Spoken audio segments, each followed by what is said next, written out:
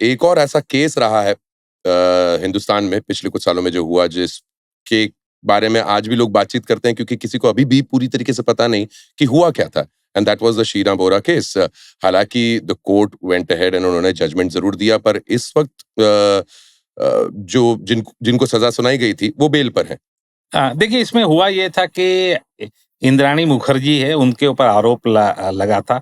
Actually में इसमें आप जो कह रहे हैं बिल्कुल सही है, बिकॉज़ मैंने जो बुक लिखी थी उसके पीछे मैंने जो ब्लर्ब होता उसमें वो लिखा था, और उस ज़माने में एक मैसेज सर्कुलेट होता जिससे आपको पता चलेगा कि ये केस कितना कन्फ्यूजिंग था। जी। केस जो उस वक़्त सर्कुलेट मैसेज हो रहा था कि एक माँ ने अपने पहले पति से पैदा हुई बेटी का हत्या इसलिए कर दी क्योंकि वो नहीं चाहती थी कि उसके दूसरे पति से पैदा हुई बेटी को उसके जो तीसरे पति की संपत्ति है वो नहीं मिले।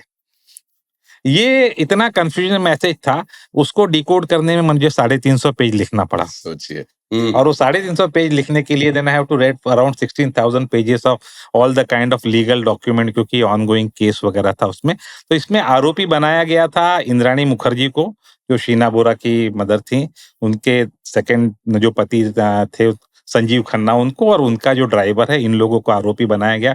काफी लंबे वक्त तक ये लोग 5 या 6 साल तक रहे जेल में, जिसके बाद में फिलहाल ये लोग बेल पर आउट है। तो ये लोग बरी नहीं हुए, एक्विट नहीं हुए हैं। लेकिन ये केस अपने आप में बहुत था, बिकॉज उस दौर में किसी को पता ही नहीं चला था। हम पत्रकार थे, पहले 2 दिन तो पता नहीं चल रहा था कि इंद्राणी मुखर्जी शीना बोरा की बहन है या मदर है। दूसरे दिन के बाद मालूम पड़ा कि मदर है।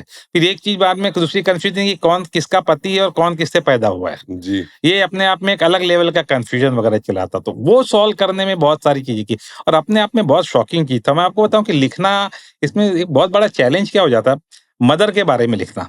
माँ के बारे में अच्छा लिखना बहुत आसान है, क्योंकि हमारे जो कल्चर रहे हो, हमारे संस्कार रहे हो, हमारी अपनी फैमिली रहे हो, माँ को हम लोग हमेशा भगवान से भी ऊपर का दर्जा देते हैं, हमेशा आप देखते हैं। तो माँ के बारे में अच्छा लिखना आसान है, लेकिन एक माँ के बारे में बुरा लिखना, और उसने अपनी औलाद को मार दिया, उस पे जो आरोप लगा था, ये लिखना बहुत कठिन था। तो मुझे लीगल फैक्ट्स तमाम मैंने ले लिए, लेकिन कोई कहीं भी वो लाइन डाइजेस्ट नहीं हो रही थी कि एक माँ है वो मारेगी, और वो बहुत डिफिकल्ट चीज था। मैंने उसके अलावा मैंने अंडरवर्ल्ड पे बहुत सारी चीजें लिखी हैं, बड़े बड़े लोगों को टारगेट किया है लिखकर वगैरह, बट ये जो चीज थी जहां पे मुझे सबसे ज्यादा दिक्कत आई, एक मदर के बारे में कुछ खराब लिखना, कि माँ इस लेवल तक भी खराब हो सकती है। एंड आपने बहुत अच्छा पॉइंट उठाया संजय भाई, जब आप कहते हैं कि एक माँ से आप उम्मीद नहीं करते हैं। लोग जनरली औरतों से उम्मीद नहीं करते हैं कि वो इतना घिनौना जुर्म कर सकती हैं, और यहाँ पर फिजिकली बकायदा डिगिंग द बॉडी वहां तक की बात गई थी।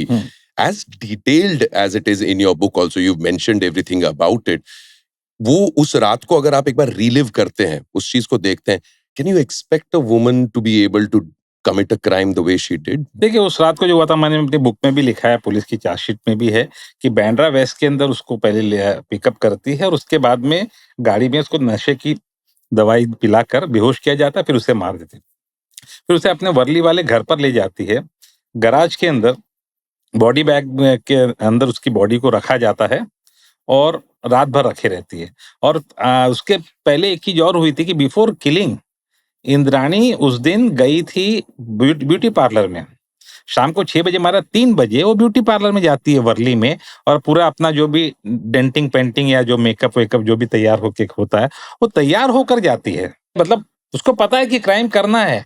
आप लेकिन सोचिए कि साइकोलॉजिकली आदमी को कितना प्रॉब्लम होता होगा किसी को मारना, बट उसके लिए आदमी तैयार भी हो रहा है ब्यूटी पार्लर में जाकर। और उसके बाद में आने के बाद आते रात भर बॉडी जो उसकी है पड़ी हुई है, और इस दौरान उसका जो भाई है, उसका जो बेटा शीना बोरा का भाई, और इसका जो बेटा था, उसका आरोप था कि उसको भी मारने की कोशिश हुई नशे वाली दवाई पिला के, लेकिन उसमें वो सक्सेसफुल नहीं हुई। अगले दिन सुबह 4 बजे निकलती है, बॉडी को लेकर जा रही है डिस्पोज करने के लिए, पेंड नाम का जगह है वहां पे। तो उसमें वो जब बैठी है डेड बॉडी के बगल में, जब जा रही तो लोगों को शक नहीं हो, तो उसने डेड बॉडी का मेकअप भी किया। ये माँ एक कर रही है, कोई दूसरा किलर, और उसका आप छोड़ दीजिए, जो आरोप उस पे लगे, उसने मेकअप भी किया, और फाइनली फेंकने के बाद उसमें चलाया गया। अब ये सोचिए कि नॉर्मल किलर भी ये सब करने के पहले बहुत बार सोचेगा है, आप डेड बॉडी को लेके जा रहे हो अपने औलाद के, और उसके बाद में बैठ के मेकअप भी कर रहे हो लोगों को कि पता नहीं चले। ये उसने उस रात को पूरा की हुआ था। और उस रात को एक और इंटरेस्टिंग चीज हुई थी। वो उसका मिखाइल वोरा, जो शीना बोरा का भाई है, सेम प्लान था कि अपने दूसरे बच्चों को भी मारना। अब उसके साथ क्या था कि वो रह चुका था, एक जमाने में ड्रग एडिक्ट रह चुका था, और उसमें था, इसको उन्होंने वोडका में पिला पिला के बहुत पिलाया। अब पता नहीं वो पहले का जो भी उसको अल्कोहलिक या बाकी एडिक्शन का चीजें था, उसके ऊपर वो नशे की दवाई ने असर ही नहीं की बेहोशी के। वो बंदा उस वजह से बच गया। ये वेट कर रहे थे कि बेहोश होके गिरेगा, बेहोश होके गिरेगा।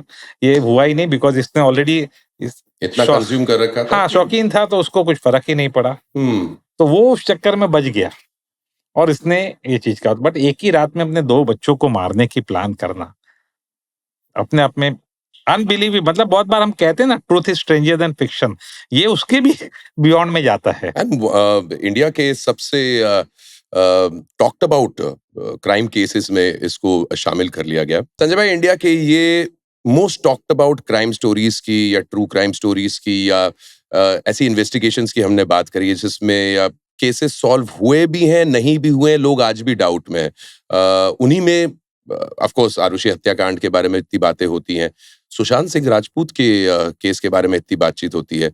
कई सारे केसेस के अंदर होता है कि जिनके ऊपर इल्जाम लगता है, वो जिस किस्म की पब्लिक स्क्रूटनी से गुजरते हैं, पब्लिक खुद ही अपना जजमेंट दे देती है और फिर पब्लिक अपने तरफ से सजा भी सुना देती है। फिर उसके बाद अगर वो केस सॉल्व होता है और उस बंदे को, वो इंसान बरी हो जाता है, तो उसका जस्टिस कहाँ?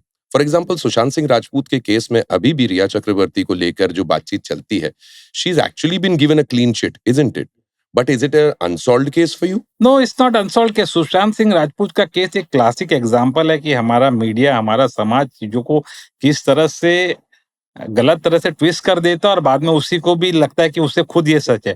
बहुत बार आपने कुत्ते को देखा होगा, कुत्ता हड्डी लेके जब जाता है ना मुँह में, और उसको स्वाद होता है, उस हड्डी में स्वाद नहीं होता। जब उस हड्डी उसके अंदर जो तालू होती है ना, वहाँ पे कहीं न कहीं एक इंजरी करती है, उससे अपना खून निकलता है, और उसको खून का स्वाद आ रहा होता है उस कुत्ते को। लेकिन कुत्ता ये सोचता है कि नहीं, मुझे हड्डी का स्वाद आ रहा है, उस हड्डी में स्वाद नहीं होता है। ये एग्जैक्टली हाल हुआ है। सुशांत सिंह राजपूत का case right from the day one एक सुसाइड वाला केस था।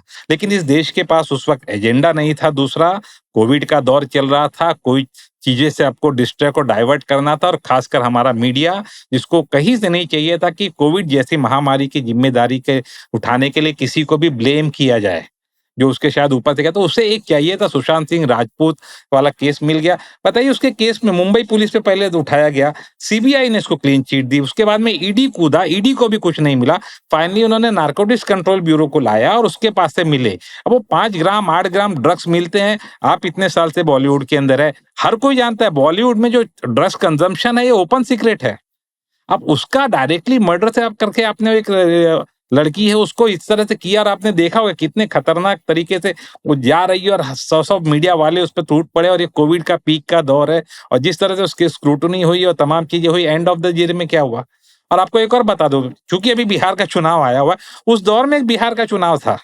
सुशांत सिंह राजपूत को बिहार चुनाव के अंदर एंगल और उसके साथ में जस्टिस होगा वगैरह तब कहा गया। बिहार चुनाव खत्म होता है और तमाम चीजें अपने आप पूरी की पूरी शांत हो जाती है, जो पूरा डाइवर्ट वगैरह मैटर वगैरह हो गया था। ये सुशांत सिंह का केस था, जो भारत की मीडिया ने और जनता को भी शायद उस दौर में कुछ चाहिए था।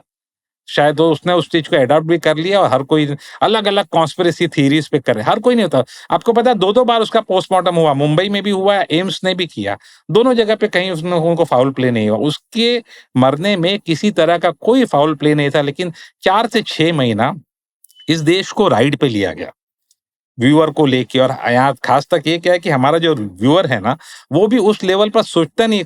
स्ट्रेंज वजह से लोगों ने रिसेंट सालों के अंदर रैशनलाइज होके सोचना छोड़ दिया है। और मैं बहुत बार, अब इसमें ये चीज है कि people get the media they deserve. ये जैसे अब होता है कि government people get the government they deserve, उसी हालत पे people get the media they deserve. Sushant Singh Rajput classic case है, वो कुत्ते और हड्डी वाला मैंने बताया था उसका। आर्ट इम्पर्सनेट्स द सोसाइटी वाली जो आपने बात कही है, बिल्कुल सटीक बात कही है। यहाँ पे मीडिया भी वही दिखाता है जो जनता देखना चाहती है।